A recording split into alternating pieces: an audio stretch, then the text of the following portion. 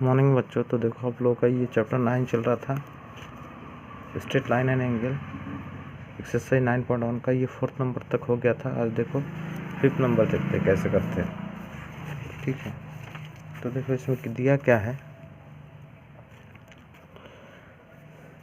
इन given figure इसमें a + b = c + d the proof that the LOM is a straight line. तो proof करने क्या बोले, a + b, ये एंगल a और angle b equal to angle a plus angle b equal to angle c plus angle d। अगर ऐसा होता है तो LOM यानी LOM एक स्ट्रेट लाइन है, यानी 180 डिग्री है।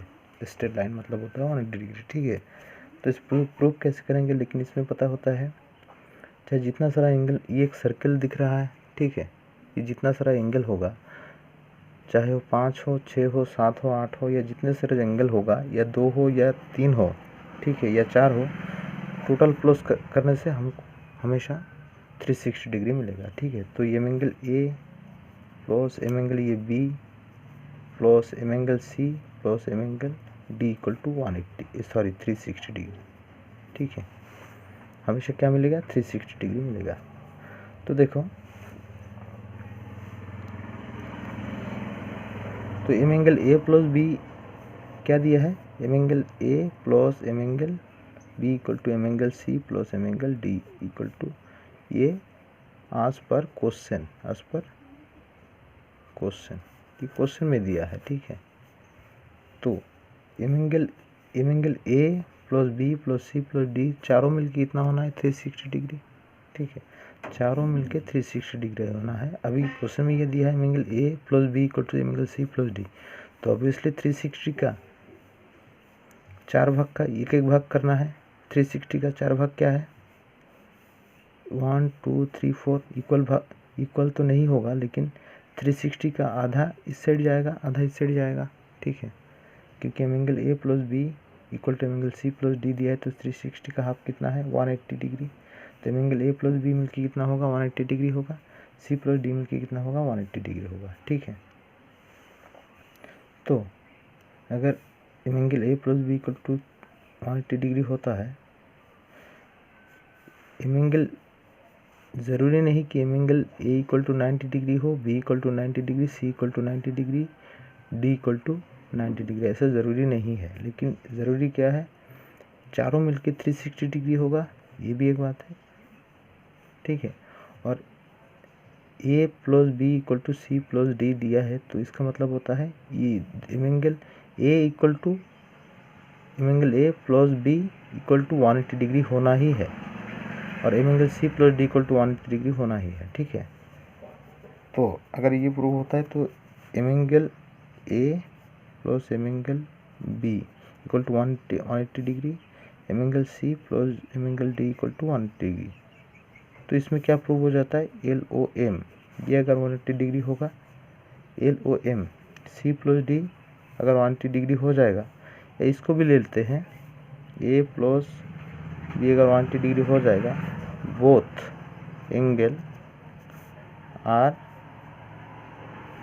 situated on straight line. ठीक है, स्ट्रेट लाइन में तो होता है 180 डिग्री। तो एंगल A और एंगल B ऐसे भी लिख सकते हैं, angle C plus D both are situated on a straight line. क्यों स्थित है, क्योंकि ये दोनों मिलकर 180 डिग्री आ रहा है, इसलिए एक स्ट्रेट लाइन के ऊपर है। तो स्ट्रेट लाइन मतलब होता है 180 डिग्री। तो LOM, सो कौन सा स्ट्रेट लाइन कौन सा है, LOM is a straight line. ठीक है, तो कौन सा स्ट्रेट लाइन के ऊपर सिचुएटेड है, LOM। ठीक है, LOM स्ट्रेट लाइन के ऊपर दोनों एंगल सिचुएटेड है। बिल्कुल इसी तरह करोगे तो आसान है। आप लोग जैसे कि मैं ये एंगल लिखा है, दोनों एंगल आप लोग ये दो एंगल भी लिख सकते हो, ऐसे करके कर सकते हो। देन देखो ये 6 नंबर। ठीक है, इसमें क्या दिया है, in the given figure AOB is a line ray, OC is the perpendicular to AB, there are another ray OD between OA and OC, prove that the COD angle COD equal to half of BOD minus AOD। ठीक है, तो इसका मतलब होता है जैसे कि दिया है AOB जे लाइन रे, AOB एक रे लाइन है, यानी रश्मि है, इसको हम बोल सकते हो, ये एक स्ट्रेट लाइन है। ठीक है, O C is a perpendicular, O C height है यानी परपेंडिकुलर दिख रहा है आप लोगों को, perpendicular to A B. O C किसके ऊपर परपेंडिकुलर है, ओ सी किसके ऊपर परपेंडिकुलर है, ए बी के ऊपर परपेंडिकुलर है, ठीक है, ए बी रे जो है। There are another ray, there are another ray O D, O D दूसरा एक है between O A and O C, O A and O C के बिल्कुल बीच में है ओ डी। तो क्या प्रूव करने बोला है, एंगल सी ओ डी यानी सी ओ डी यानी ये एंगल क्या होगा, half of B O D minus A O D, A O D ये प्रूव करने बोला है। तो कैसे करेंगे देखो, तो पहले काम कर लेते हैं। A O B is a straight line, तो ये भी स्ट्रेट लाइन है, तो B O C plus B O C then C O D, B O C यानी ये एंगल, सी ओ डी यानी ये angle plus A O D यानी ये जो एंगल, तीनों मिलके कितना होगा 180 डिग्री होगा, क्योंकि तीनों एंगल क्या है, all R angle situated on straight line, ठीक है, ये तीनों स्ट्रेट लाइन के ऊपर स्थित है, इसलिए तीनों मिलके क्या होगा 180 डिग्री। तो अभी देखो ए ओ सी प्लस बी ओ सी मिलके भी क्या होगा 180 डिग्री होगा, ए ओ सी बी ओ सी ये दोनों मिलके भी 180 डिग्री होगा, क्योंकि ये दोनों भी ये एंगल और ये एंगल स्ट्रेट लाइन के ऊपर इक्वल है। तो इसमें ये भी लिख सकते हो because both angle are situated on a straight line, ठीक है।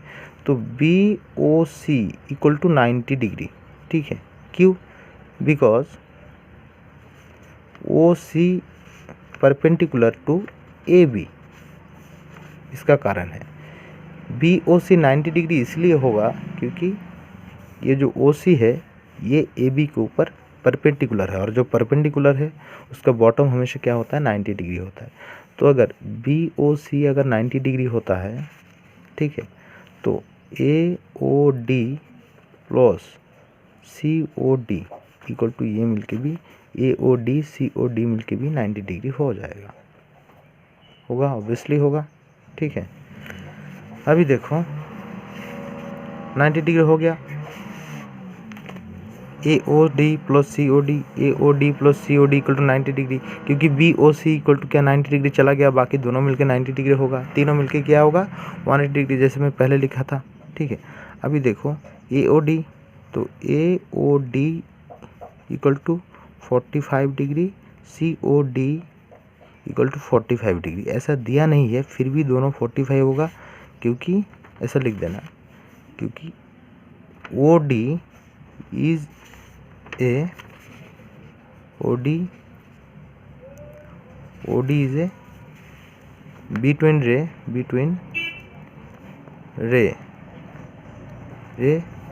OD is a between ray of OD between ray किसके बीच में है, OC and AO and CO, AO and CO, ठीक है।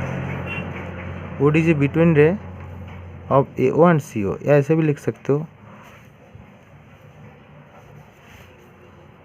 OA between AO and OD between rays of AO and CO, OA और CO के बीच में OD between है, यानी बीच में है, एकदम बराबर बीच में है। तो क्या होगा, ये दोनों मिलके 90 होना है, तो ये अगर बीच में से गया है तो बराबर इक्वल डिवाइड किया 90 डिग्री को, तो ये भी 45 होगा, ये भी 45 होगा, ठीक है।